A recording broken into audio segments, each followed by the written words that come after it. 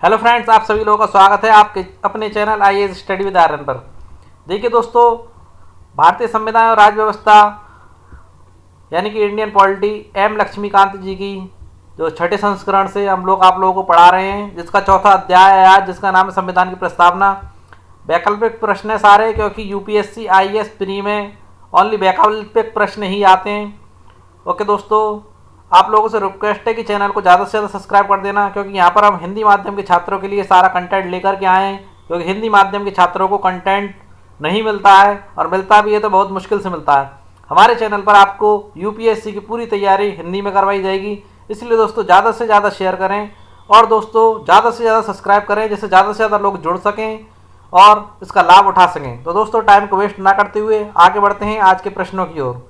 देखिए दोस्तों, आज का पहला प्रश्न, भारतीय संविधान की प्रस्तावना किसके द्वारा बनाई एवं पेश की गई थी?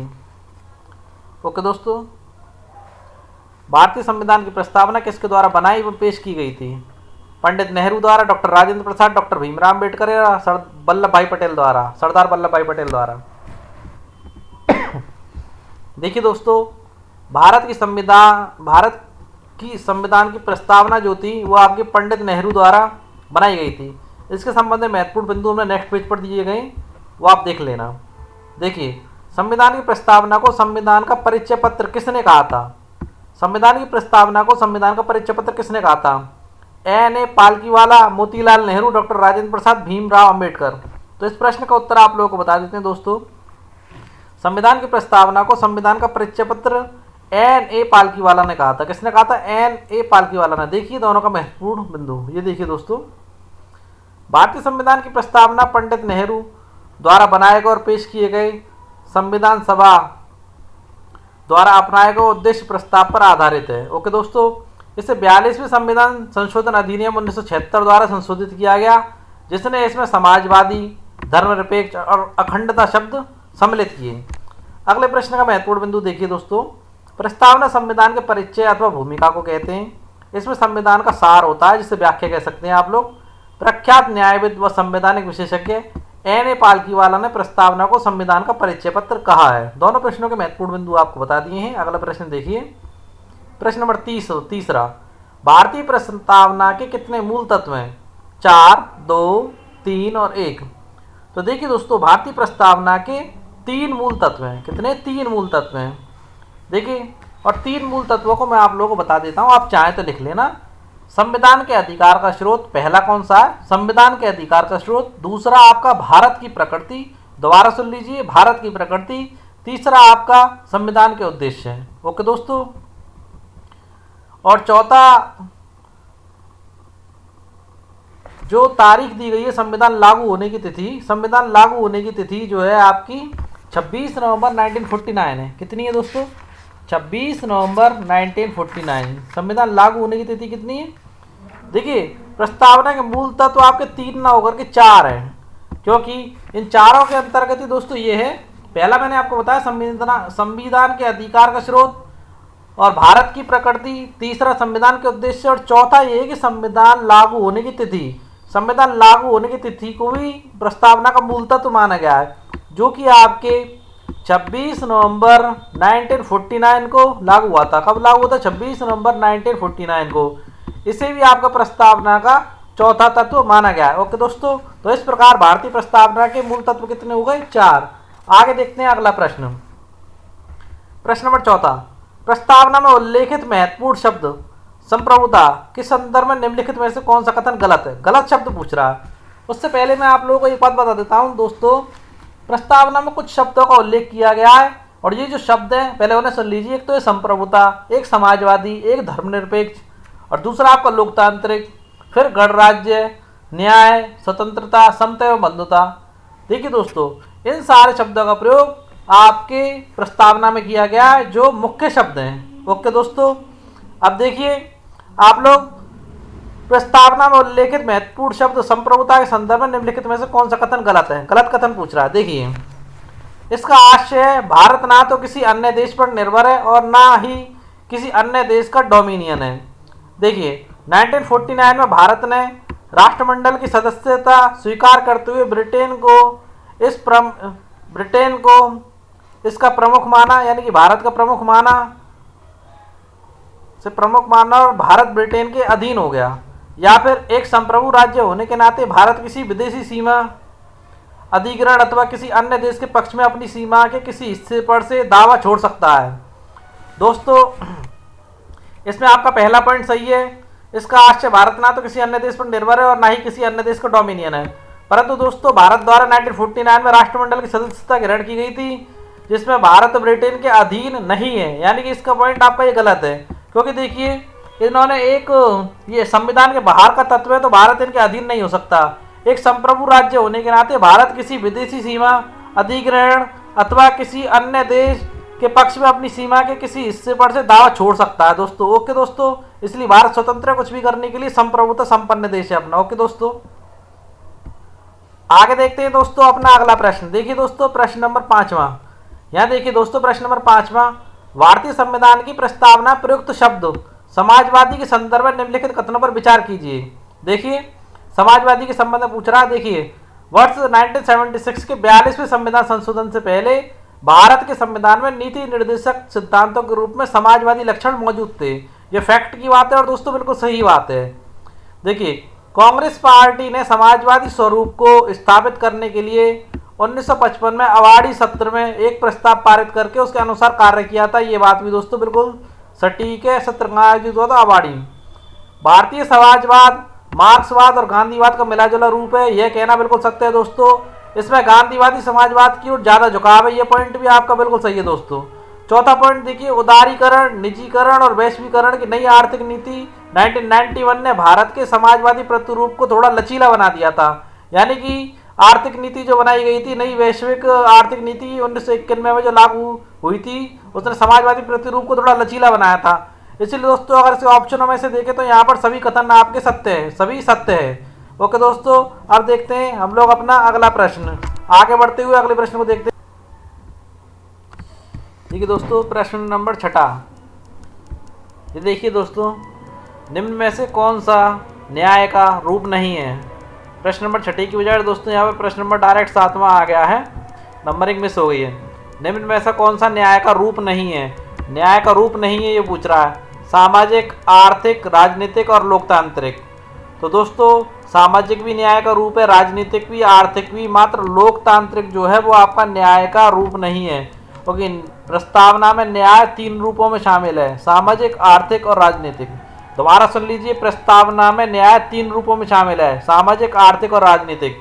तो यहाँ पर लोकतांत्रिक उसका रूप नहीं है। ओके दोस्तों, प्रस्तावना में दिए गए न्याय के 3 रूपों की सुरक्षा निम्न में से किन उपबंधों द्वारा की गई है? किन उपबंधों द्वारा उनकी सुरक्षा की गई है? देखिए, मौलिक अधिकार व नीति निर्देशक सिद्धांतों के विभिन्न उपबंधों के जरिए, मौलिक कर्तव्यों द्वारा, विकल्प पहले व दूसरे दोनों के द्वारा, निम्न में से कोई नहीं।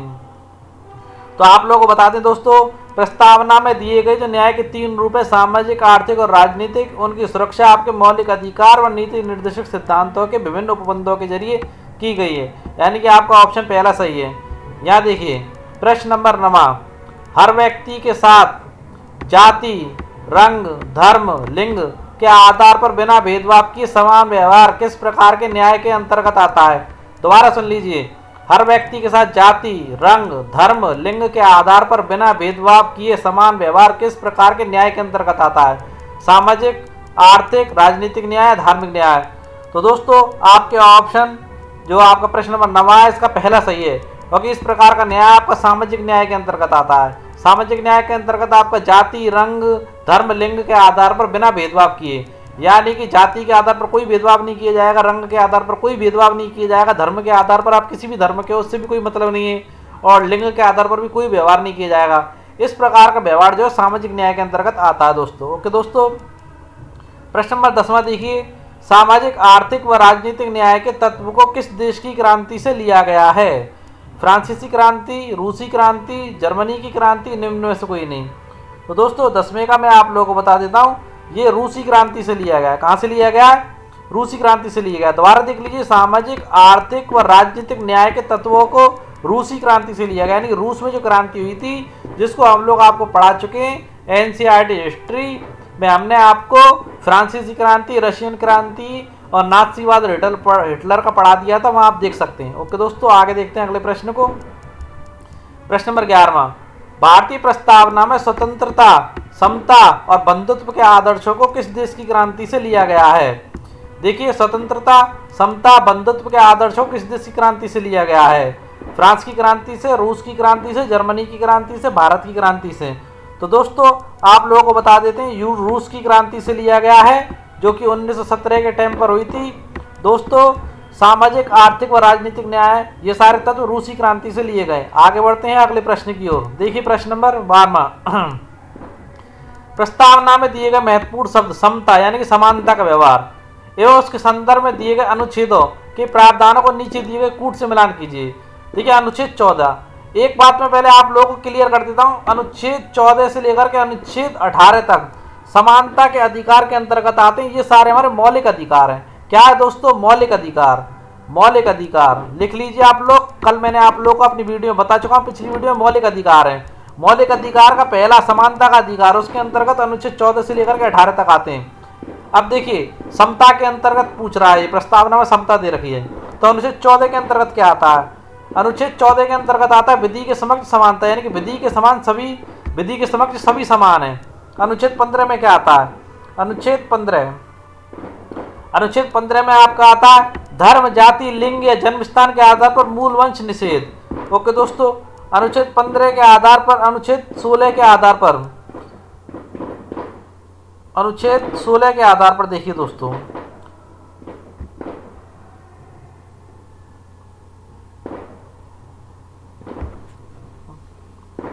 पहले दोस्तों अनुच्छेद 17 के अकॉर्डिंग देखिए, अनुच्छेद 17 में आता है अस्पृश्यता का अंत आ जाता है आपका, और अनुच्छेद 18 में आपका आता है उपाधियों का अंत। अनुच्छेद 18 के तहत उपाधियों का अंत कर दिया गया था, और अनुच्छेद 16 के तहत लोक नियोजन के विषय में अवसर की समानता।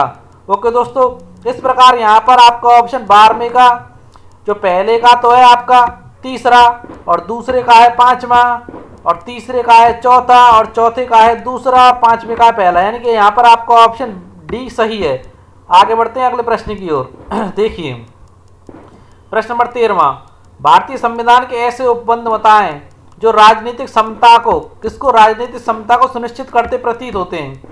देखिए धर्म, जाति या लिंग या जन्म स्थान के आधार पर मूलवंश निषेध, अनुच्छेद 15, या फिर धर्म, जाति, लिंग अथवा वर्ग के आधार पर किसी व्यक्ति को मतदाता सूची में शामिल होने के अयोग्य करार नहीं दिया जाएगा। देखिए महत्वपूर्ण चीज है, धर्म, जाति के आधार पर या लिंग के आधार पर या वर्ग के आधार पर किसी व्यक्ति को मतदाता सूची जिसमें वोट डालते हैं शामिल होने के लिए अयोग्य करार नहीं दिया जा सकता। ये उपबंध किया गया है आपके अनुच्छेद 325 में। ओके दोस्तों, लोकसभा और विधानसभा में मेस्क मतदान का प्रावधान किया गया अनुच्छेद 325 में, या फिर निम्न में से कोई नहीं। तो देखिए राजनीतिक समता बताई गई है, तो राजनीतिक समता का प्रबंध जो किया गया है वो हमारे 325 और 330 में किया गया है। ओके दोस्तों, यानी कि ऑप्शन में देखते हैं उपरोक्त कथनों में से कौन से कथन सत्य हैं, तो यहाँ पर हमारे कथन दूसरा और तीसरा सत्य है। आगे बढ़ते हैं।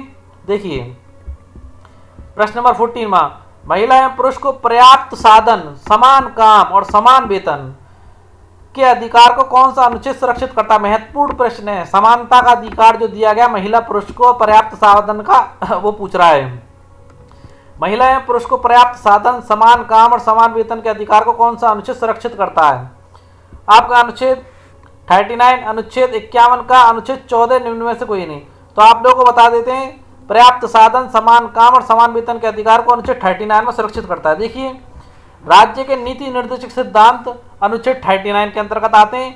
महिला तथा पुरुष को जीवन यापन के लिए पर्याप्त साधन, पर्याप्त समान काम के लिए समान वेतन के अधिकार को सुरक्षित करते हैं। दोबारा सुन लीजिए, राज्य के नीति निर्देशक सिद्धांत अनुच्छेद 39 के अंतर्गत आते हैं। महिला तथा पुरुष को जीवन यापन के लिए पर्याप्त साधन और समान काम के लिए समान वेतन के अधिकार को सुरक्षित करते हैं।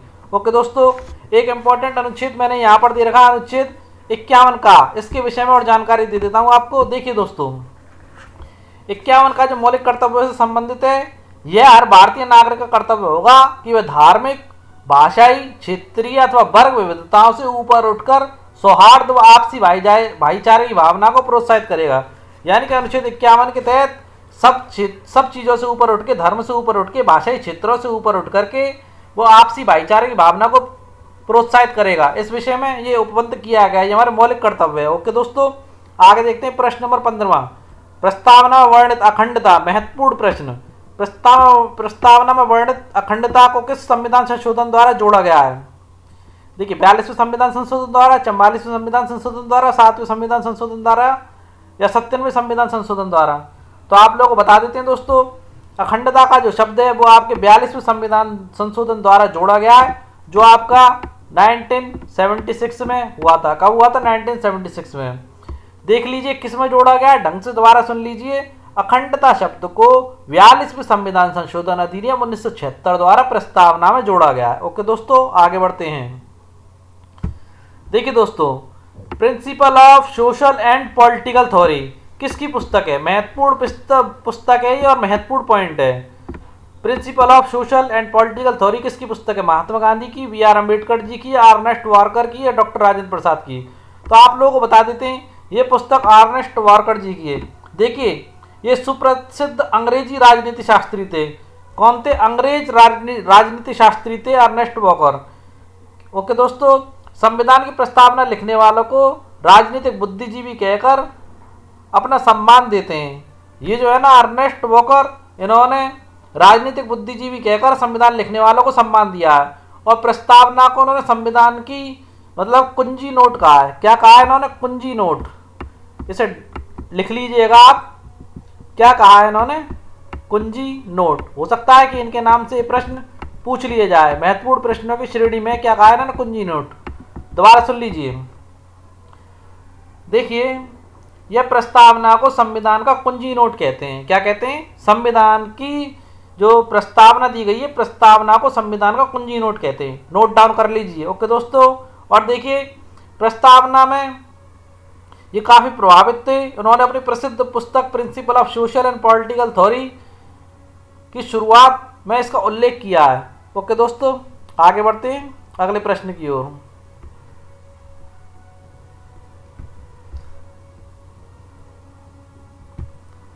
प्रश्न नंबर 18। किस मामले में उच्चतम न्यायालय ने कहा कि प्रस्तावना संविधान का भाग नहीं है? सारे महत्वपूर्ण प्रश्न चल रहे हैं।